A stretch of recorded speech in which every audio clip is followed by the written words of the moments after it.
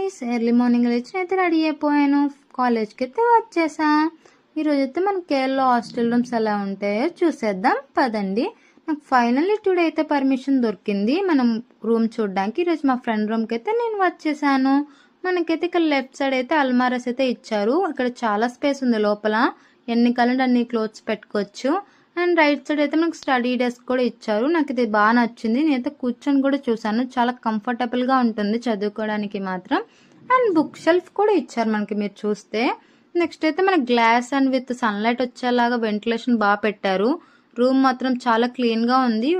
3 మెంబర్స్కి షేరింగ్ అంట.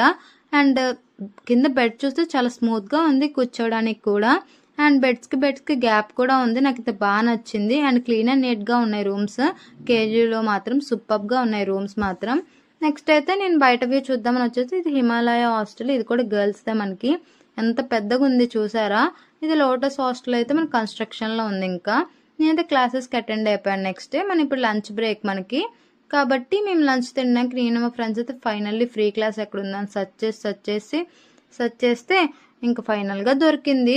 మేమైతే ఇక్కడ కూర్చొని మేము లంచ్ తినడం అయితే స్టార్ట్ చేసేసాం. అమ్మ అయితే నాకు ఈరోజు పొటాటో విత్ కర్డ్ అయితే పెట్టారు. నేనైతే బాగా తిన్నాను, నాకు నచ్చింది. నెక్స్ట్ క్లాస్కి అయితే అటెండ్ అయిపోయాను. ఇది కేఎల్ స్పెషల్ ఫ్యాన్, ఎయిర్ మాత్రం సూపర్గా వస్తుంది. నెక్స్ట్ దహీపూరి అనేది నేను ట్రై చేశాను, ఈవినింగ్ స్నాక్. అండ్ నెక్స్ట్ హెల్తీగా జ్యూస్ ఏమైనా తాగాలనిపించింది. సమ్మర్ అయిపోతుంది కాబట్టి మ్యాంగో జ్యూస్ అయితే తాగేశాను. అండ్ షేక్ కూడా. ఫైనల్లీ ఇంటికైతే నేను రిటర్న్ అయిపోతున్నా.